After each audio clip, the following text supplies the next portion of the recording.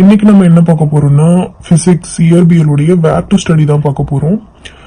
நீங்க சயின்ஸ்ல 6th to 10th இருக்கிற எல்லாமும் படிக்கணும், பட் எல்லா லெசனும் படிக்கணும் அப்படின்னு அவசியம் கிடையாது. சிலபஸ்ல எந்தெந்த டாபிக் கொடுத்திருக்காங்களோ அந்த டாபிக் 6th to 10th புக்ல எங்கெங்கெல்லாம் கவர் ஆகுது அதை மட்டும் படிச்சாலே போதும். அதுல இருந்து தான் கொஸ்டின்ஸ் வரும், அதை தாண்டி வராது. ஸோ நீங்க மொத்த பாடமும் படிக்கணும்னு அவசியம் கிடையாது. இப்போ நீங்க ஒன்னு படிக்கிறீங்கன்னா இந்த மாதிரி வேர் டு ஸ்டடி எழுதி வச்சுக்கிட்டீங்கன்னா நம்மளுக்கு ஈஸியா இருக்கும். ஒன்னு முடிச்சிட்டோன்னு இந்த டாபிக் முடிச்சிட்டோம் அப்படின்னு சொல்லி டிக் பண்ணிட்டே வரலாம். ஸோ நம்மளுக்கு படிக்க ஈஸியா இருக்கும். அதுக்காக தான். ஸோ ஃபர்ஸ்ட் பொது அறிவியல்ல பிசிக்ஸ்ல ஃபர்ஸ்ட் முதல் தலைப்பு என்னன்னா பேரண்டத்தின் இயல்பு. இது புக்ல எங்கெங்க இருக்கு அப்படின்னு பாத்தீங்கன்னா 7th 3rd டேர்ம்ல பாடம் 2 அண்டம் மற்றும் விண்வெளி. அதுக்கப்புறமா 8th பாடம் 8 அண்டம் மற்றும் விண்வெளி அறிவியல். 9th பாடம் 9 அண்டம். இதெல்லாம் படிச்சீங்கன்னாவே பேரண்டத்தின் இயல்பு டாபிக் ஓவர். நெக்ஸ்ட் இயற்பியல் அளவுகளின் அளவீடுகள். இது 6th ஃபர்ஸ்ட் டேர்ம்ல பாடம் 1 அளவீடுகள். அதே மாதிரி 7th ஃபர்ஸ்ட் டேர்ம்ல பாடம் 1 அளவீடுகள். 8th பாடம் 1 அளவீட்டியல். 9th பாடம் 1 அளவீடு. இப்போ 6th ரொம்ப பேசிக்கா இருக்கும்.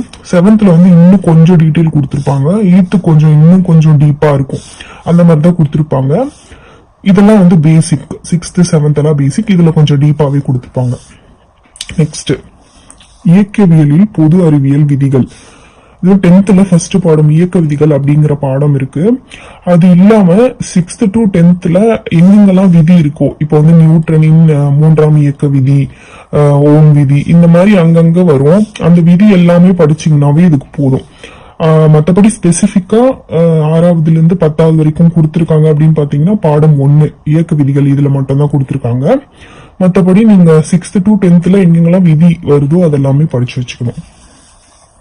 அடுத்து விசை மற்றும் அழுத்தம் மற்றும் ஆற்றல்.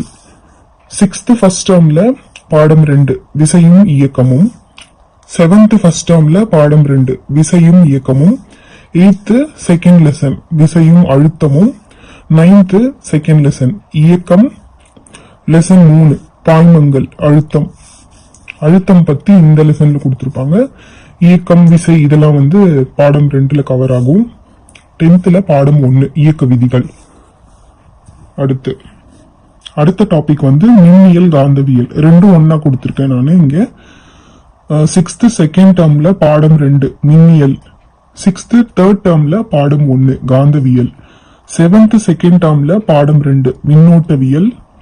8th பாடம் 7 காந்தவியல்.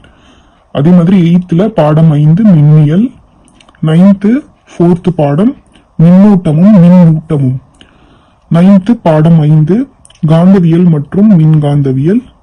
10th பாடம் 4 மின்னோட்டவியல். மின்னியல் மின்காந்தவியல் இந்த லெசன்ல எல்லாம் கவர் ஆகுது.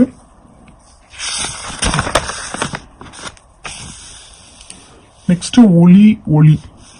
7th 3rd டேர்ம்ல பாடம் 1 ஒளியியல்.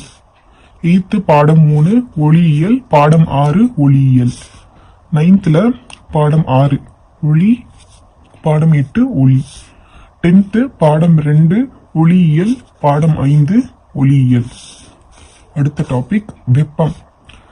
6th செகண்ட் டேர்ம்ல பாடம் 1 வெப்பம். 7th 3rd டேர்ம்ல பாடம் 1 வெப்பம் மற்றும் வெப்பநிலை. 8th பாடம் 4 வெப்பம். 9th பாடம் 7 வெப்பம். 10th பாடம் 3 வெப்ப இயற்பியல். கடைசி டாபிக் அணுக்கரு இயற்பியலின் அடிப்படை கோட்பாடுகளும் அதன் பயன்பாடுகளும். இது 7th ஃபர்ஸ்ட் டேர்ம்ல பாடம் 4 அணு அமைப்பு. 8th பாடம் 12 அணு அமைப்பு. 9th பாடம் 11 அணு அமைப்பு. 10th 6th லெசன் அணுக்கரு இயற்பியல். இது வரைக்கும் நீங்க படிச்சாவே போதும். பிசிக்ஸ்க்கு மட்டும் சொல்லியிருக்கேன். அடுத்த வீடியோல அடுத்தடுத்து வரக்கூடிய எல்லா டாபிக்ஸ்க்கான வேர் டு ஸ்டடியும் போடுறேன். தேங்க்யூ.